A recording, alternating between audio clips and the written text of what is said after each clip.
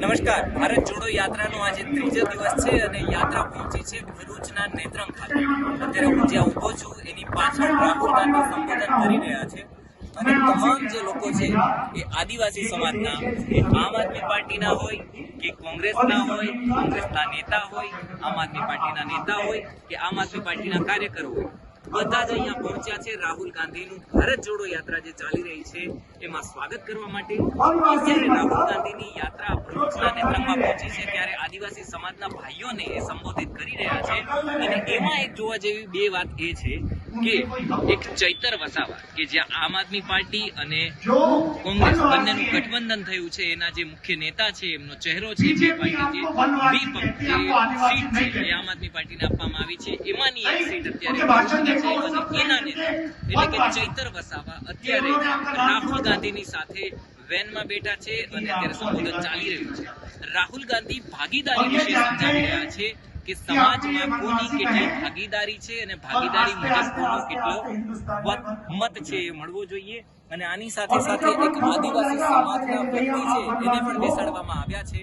અને બીજી મહત્વની વાત એ છે કે અહીંયા હમણાં થોડા સમય પહેલા એક એમ્બ્યુલન્સ છે પસાર થઈ હતી, પરંતુ ટ્રાફિક હોવાના કારણે એમ્બ્યુલન્સ પસાર થઈ નહોતી શકી.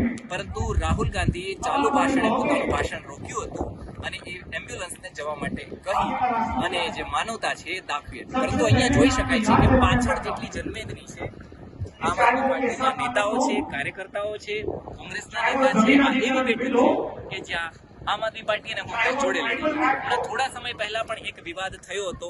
એ વિવાદ થયો હતો લેક અહેમદ પટેલ છે એમના દીકરી અને દીકરા વચ્ચેનો. એમણે પોતાની માંગ રાખી હતી કે આ બેઠક કોંગ્રેસને ફાળવવામાં આવે, પરંતુ હાઈકમાન્ડ દ્વારા નિર્ણય કરવામાં આવ્યો હતો કે આ જે બેઠક છે એ આમ આદમી પાર્ટીના નેતા ચૈતર વસાવાને ફાળવવામાં આવશે અને એના પછી આ વિવાદ ટળી ગયો હતો. અને એ સમયની વચ્ચે અત્યારે રાહુલ ગાંધી કે જે એમના નેતા છે કોંગ્રેસના, એ ભરૂચના નેત્રંગમાં પહોંચ્યા છે અને ચૈતર વસાવા એમની પાછળ બેઠા છે. એમનો સીધો સંદેશ એ થઈ જાય છે કે અહીંયાથી ભરૂચમાંથી તો ચૈતર વસાવા ચાલશે. અને બીજી મહત્વની વાત કે જ્યારે અહીંયા ડીજે ચાલી રહ્યું હતું ત્યારે એક ગીત વગાડવામાં આવી રહ્યું હતું જે આદિવાસી વિસ્તારમાં ફેમસ છે, એક જ ચાલે ચૈતર વસાવા ચાલે. પરંતુ અહીંયા થોડું એડિશન કરવામાં આવ્યું હતું. અહીંયા બોલવામાં આવ્યું હતું કે એક જ ચાલે ચૈતર વસાવા ચાલે અને રાહુલ ગાંધી ચાલે. અહીંયા મારી બાજુમાં ઝંડા છે એ પણ તમે જોઈ શકો છો કે અહીંયા જે ગઠબંધન છે એટલે કે આમ આદમી પાર્ટી અને કોંગ્રેસ બંને અહીંયા ભરૂચમાંથી લડી રહી છે અને એની જ જે અત્યારે રેલી છે ભાગરૂપે અત્યારે પહોંચી છે અને રાહુલ ગાંધી તમામ લોકોને સંબોધન કરી રહ્યા છે.